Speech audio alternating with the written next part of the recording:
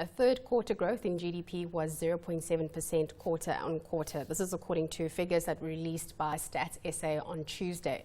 Following that announcement, experts were quick to point out that we only narrowly missed going into a technical recession, and that some sectors, such as agriculture, already entered a recession following 2 quarters of negative growth. But in studio with me to help me look at the outlook for the South African economy are Colen Garrow, economist at Lefika Securities, Annabel Bishop, chief economist at Investec and Lesiba Mothata, economist at Investment Solutions. Gentlemen, lady, thank you so much for joining me this afternoon. Lots to talk about. Annabel, let me start with you because from the introduction, it looked just very negative. Are there any positive spots here? There are some positives, but perhaps just before we proceed, maybe just to, on the quarter, we actually only grew by 0.16%. So we didn't grow by 0.7. I think that's really why we've got this very negative view towards the figure, you know, that it was close to stalling, that, you know, we just narrowly avoided a recession. Look, I think we certainly saw some positivity coming through from the retail side and the financial sector side in comparison to the other sectors that did so poorly. But even growth rates in those areas are not particularly strong. And I think it really is reflective of the weakness that we're actually experiencing across the macroeconomy. Weakness that we're seeing there, Colin, I mean, Annabel said there definitely are some bright spots, but there are definite pressure points here. Oh, without a doubt. You know, just looking from the top to the bottom of the GDP release, the first one is agriculture. In recession, a couple of consecutive quarters of contraction. And it doesn't matter which area of the GDP numbers you look at, whether it's primary, secondary, tertiary sectors, services, or the supply side. We've seen pockets of weakness throughout. It's weakness generally.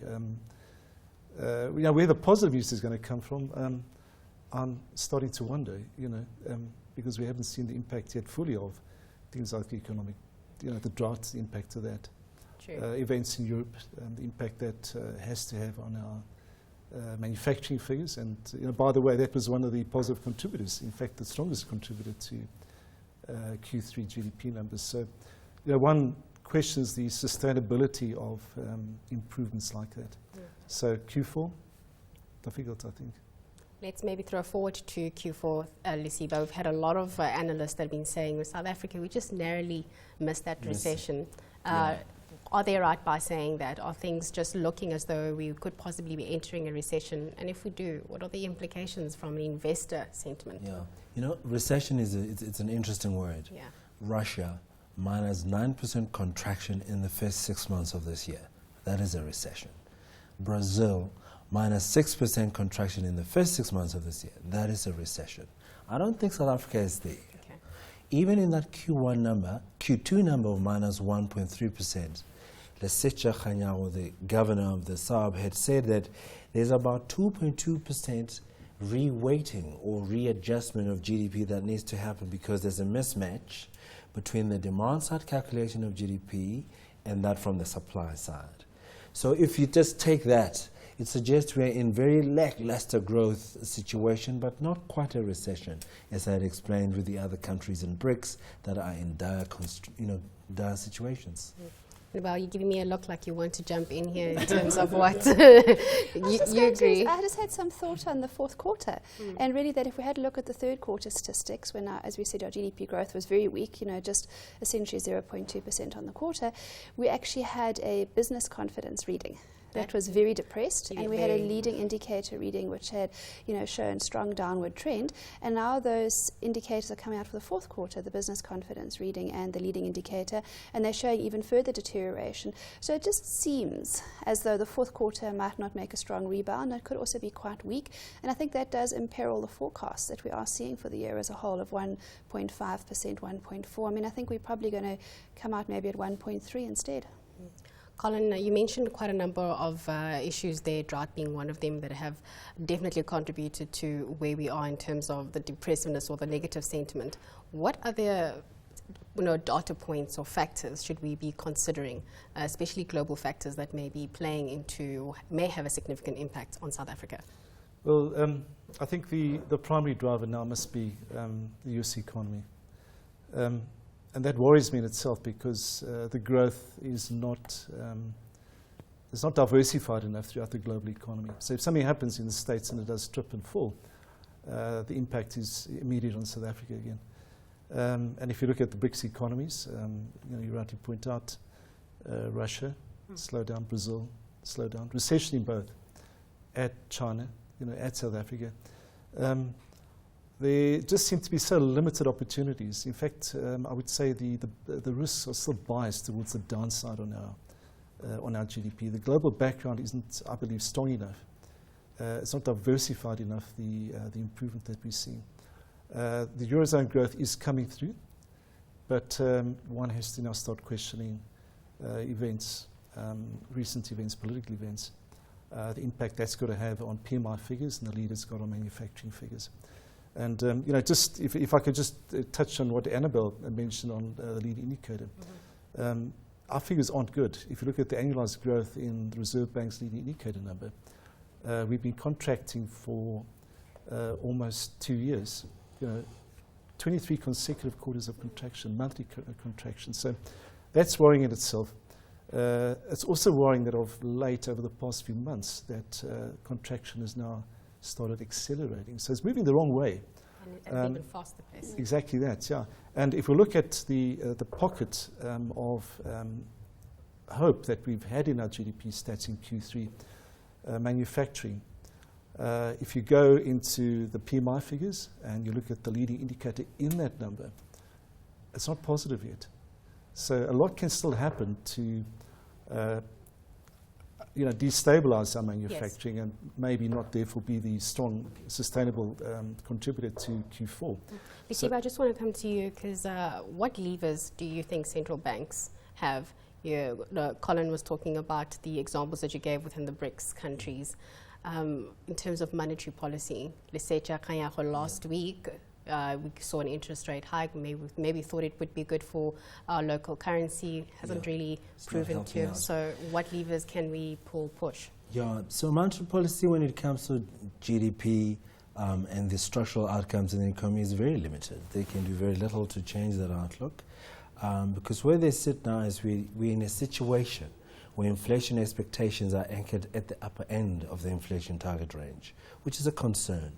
And of particular concern also is that we're beginning to see outflows of capital out of bonds and out of equities, the largest we've seen this year in Q3. Now that has left the SARB very fidgety, unsettled, fretful. And in it, they're likely to hike more interest rates. So they can't help much more in terms of just supporting growth, supporting lower interest rates to get it going. I actually think they're going to hike, and they should be hiking because inflation is the primary focus. Annabel, do you think we might see the US Fed hiking come the 16th of December? Our house view is for a hike, yes, so we do anticipate that they will hike. But I think I might just disagree with Lesiba on his comment that he's just made now. I always love a disagreement. I don't think the Reserve Bank should continue to hike. Indeed, they've actually said at their last MPC meeting that every 1% hike they deliver cuts economic growth by 0.4%. And that's one of the reasons why we're having an economic growth rate of closer to 1% this year, then closer to 2%. But I think on the portfolio capital outflows, if you have a look at the direction, certainly since the 23rd of July when we got our interest rate hike in that month this year, we've seen a very strong outflow of sales, as Lesiba says, net of purchases for equities, and that's been close to the 30 billion mark. And we've also seen strong sales of bonds as well. Now, very interestingly, as the economic outlook deteriorates, so the outlook for equities deteriorate, and foreigners have actually been voting with their feet for this outlook for South Africa. So my view is that further interest rate hikes will continue to harm economic growth, and furthermore that inflation expectations, quite correctly as Lesiba said, are at the upper end, but that's mainly because of the exogenous factors that are driving them there, whether it's state administered prices such as electricity and water tariffs, whether it's your drought that we're experiencing, and a number of other factors that you can't really influence with interest rates. But I also think as well that we may be surprised next year. Inflation may come out closer to 5.5% or even below if the oil price actually comes off, and there is quite a strong possibility we could enter 2016 on a meaningfully lower oil price, and that would remove that base effect that's been inflating the 2016 CPI inflation outlook. So we may not necessarily be in for a steep upward rate trajectory next year, even seeing at least 75 basis points. Where do you stand in all of this, Colen? Lesiba camp, Annabel camp? Ditto, absolutely ditto. If I could just add a very strong view, I believe our monetary policy is wrong. Not that the Reserve Bank is doing a bad job. It's doing exactly what it's mandated to do. The change has got to come, I believe, to the inflation target, and it's got to come from National Treasury. We have an exogenous factor right now in the drought. And we're going to be responding to that food inflation, which is rising. We saw the PPI numbers yesterday. Ironically, by putting interest rates up. So we're penalizing the economy, more than once. I believe we've got to acknowledge this factor. The Reserve Bank was maybe a step aside in this tightening bias. My feeling is the move higher in interest rates is not data dependent. Certainly it's not. Economic growth is not there. Inflation is only going to go to the target band maybe in Q1. We need to be looking at something else. The economy is put in a straitjacket, I think, because the tightness of this inflation target is not dealing with this exogenous factor in the drought correctly, and we're going to be putting our interest rates up more and more. But I think monetary policy action has become not data dependent, but rand dependent. We're speaking about the capital flows, outflows, the danger to the balance of payments. That is your argument for higher interest rates, nothing else. And to my mind, it's going to penalize the economy, push us quicker to recession than what we think. I've got 30 seconds. Lesiba, I'm going to give you an opportunity to give your comeback here.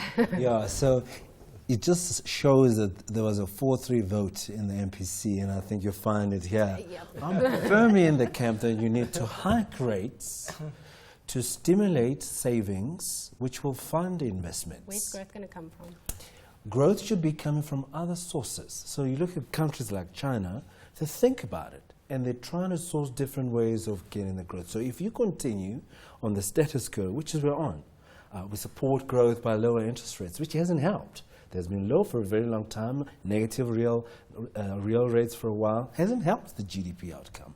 So we can't do the same thing over and over again, expect different results. So I'm firmly on the camp that the SARB should actually have hiked rates much quicker, even much higher. Well, I think maybe the SARB was, what is that, insanity, doing the same thing over and over again and expecting a different result. Maybe we've broken out of that insanity. This is what I call a debate. Thank you so much. That was Colen Garrow, economist at Lefika Securities, Annabel Bishop, chief economist at Investec, and Lesiba Mothata, economist at Investment Solutions.